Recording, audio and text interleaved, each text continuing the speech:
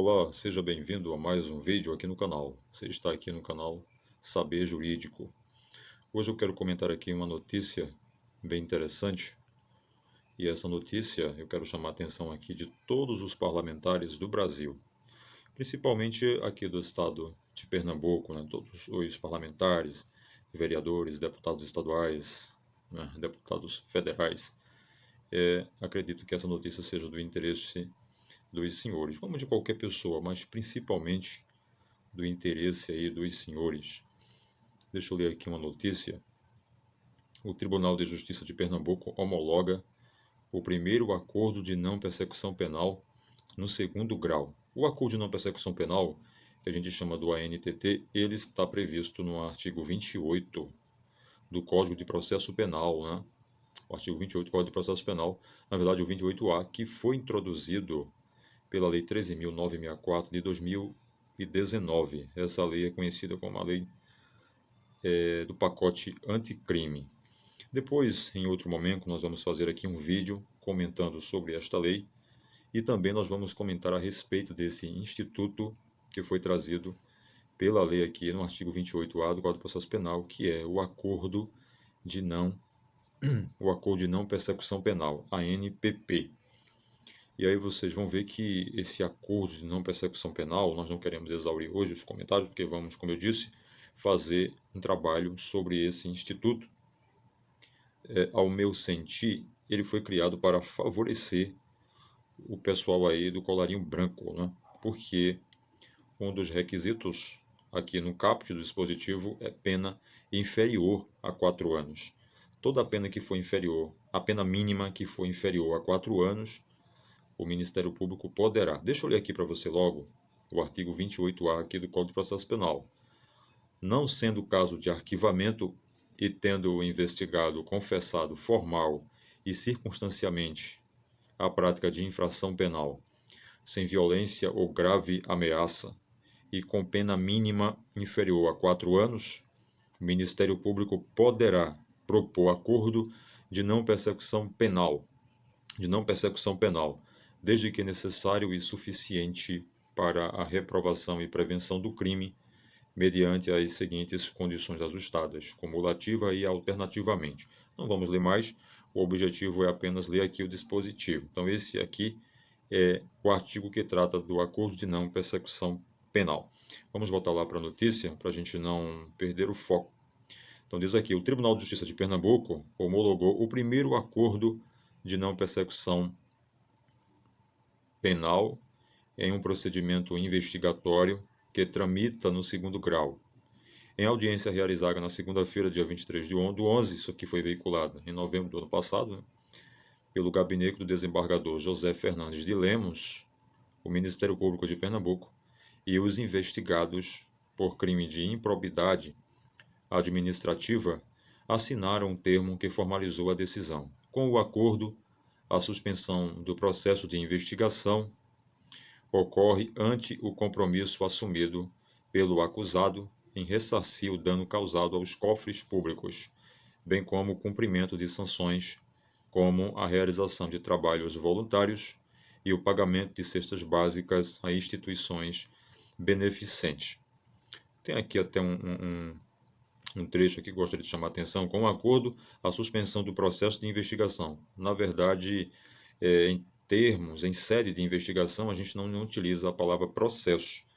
Processo é só depois que há a denúncia pelo fiscal da lei, o Ministério Público. Na verdade, é um procedimento. A investigação é um procedimento administrativo. Pois bem, vamos voltar aqui. E aí surge a pergunta, quem foram aqui os sortudos que foram beneficiados aí com esse acordo de não persecução penal? Veja bem, um grupo de evangélicos, eles denunciaram ao Ministério Público que um parlamentar evangélico aqui do nosso estado estaria praticando o que se conhece por rachadinha em seu gabinete. Por isso que eu disse no começo que essa notícia é de suma importância, não é? Para todos os parlamentares aqui do nosso estado, seja deputados ou vereadores, não é? Então, é do interesse deles.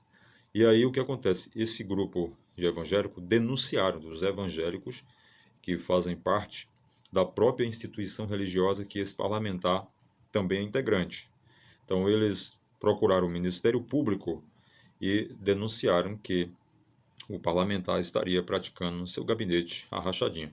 Na verdade, foram duas denúncias, né? A primeira é que o referido parlamentar estaria praticando a rachadinha no seu gabinete, e segundo, que a instituição religiosa, né, na qual ele faz parte estaria fazendo uso também de servidores do gabinete, ou seja, o pessoal estava lotado, né, no gabinete, mas também no horário do expediente estariam cumprindo expediente na instituição religiosa, sendo remunerado pelos valores que são pagos pelo Estado, né, pelos poderes públicos. Então, foram duas denúncias. Então, nessa primeira, eles levaram ao Ministério Público que estaria ocorrendo rachadinha. O que é rachadinha?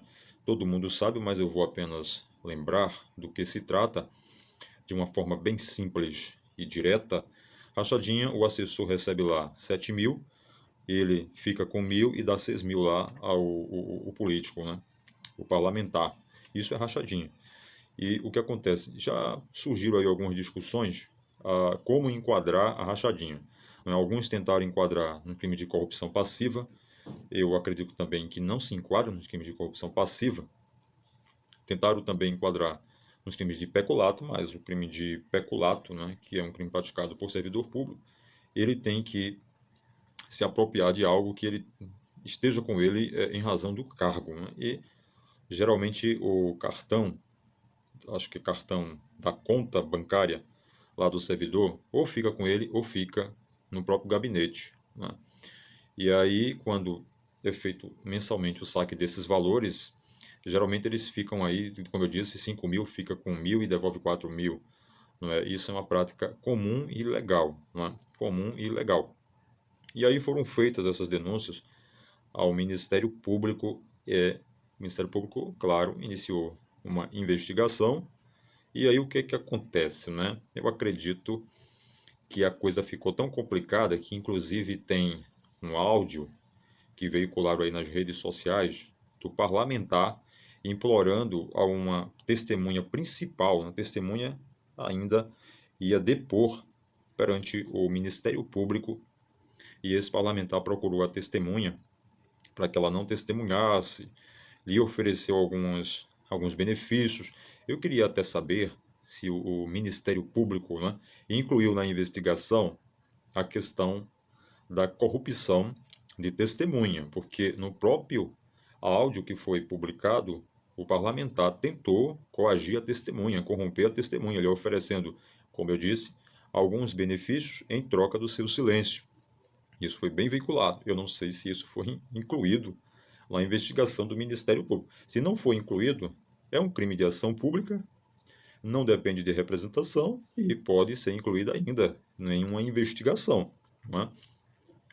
Então, a coisa ficou tão complicada que eu acredito que os advogados do parlamentar chegaram e disseram: ó, a questão é a seguinte, a coisa é complicada, né?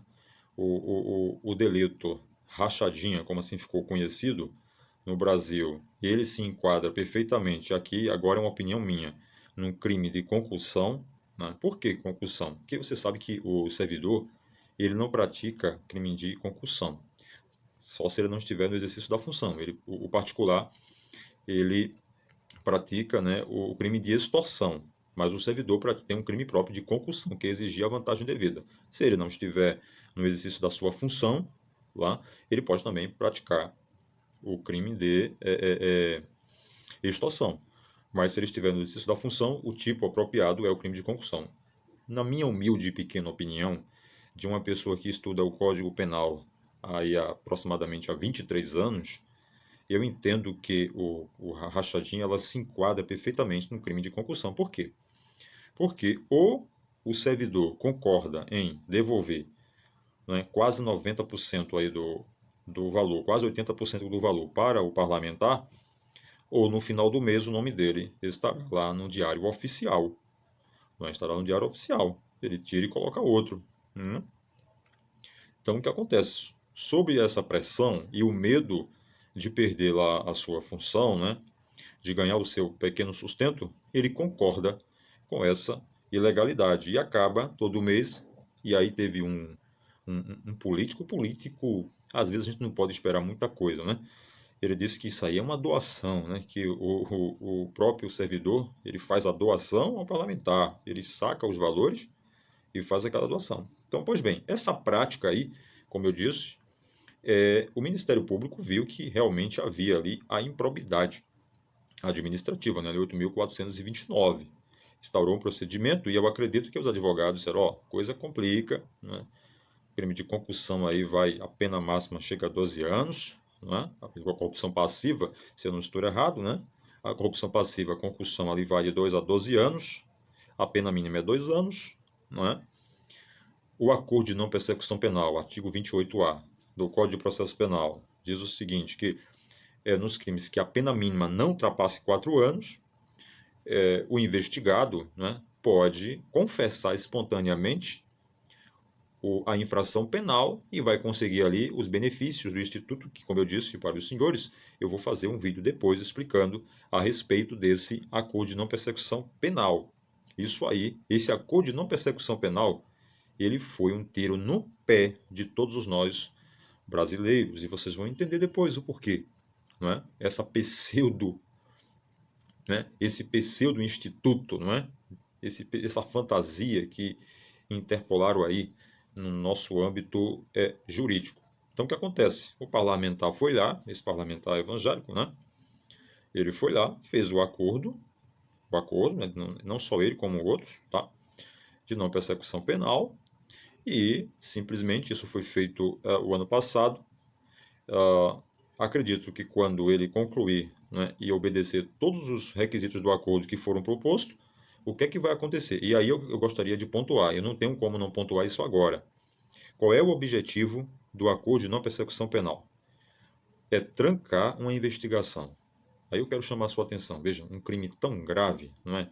Crimes tão graves contra a administração pública que se inicia uma investigação, o investigado vai lá, cumpre um acordozinho simples e a investigação simplesmente é arquivada e extingue-se a punibilidade do investigado. Esse instituto é tão complexo, né, que já se fala, né, aí nessa questão de confessar espontaneamente o crime, existe muita celeuma em que na fase da investigação não há contraditório, pode haver ampla defesa para alguns, mas não há contraditório, só quando houver o processo. Bom, isso aí vamos tratar depois. Mas eu quero dizer o seguinte, ele tem o objetivo de trancar uma investigação. É justamente o que vai acontecer, se já não aconteceu, onde o parlamentar ele vai lá cumprir todos os requisitos que foram propostos pelo Ministério Público e, ao final, será extinta a sua punibilidade.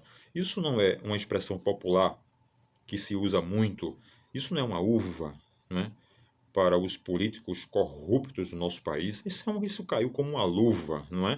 Quer dizer que o sujeito vai desviar as verbas públicas, praticar tipos de improbidade administrativa, apesar que o Supremo falou que, como o próprio dispositivo diz, o Ministério Público poderá propor. Então, o STF disse que o acordo de não persecução penal não é um direito subjetivo do investigado. Cabe ao Ministério Público avaliar, mesmo que estejam presentes todos os requisitos estejam presentes, não é?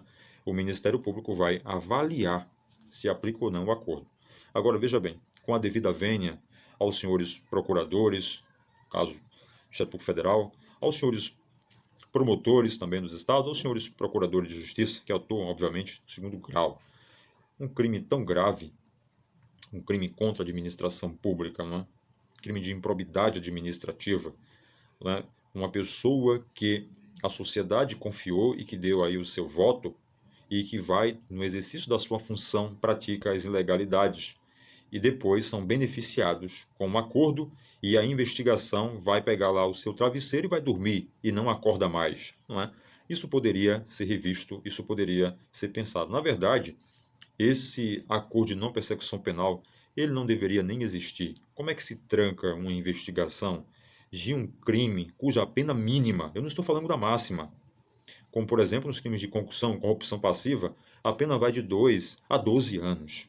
Né? Então a pena mínima aí não ultrapassa 4. Simplesmente o delinquente vai chegar, vai fazer um acordo, né? E uma punição que poderia chegar a 10 anos, fora as causas de aumentos de pena que poderiam ser propostos, aplicado, tudo vai dormir junto com a investigação, não é?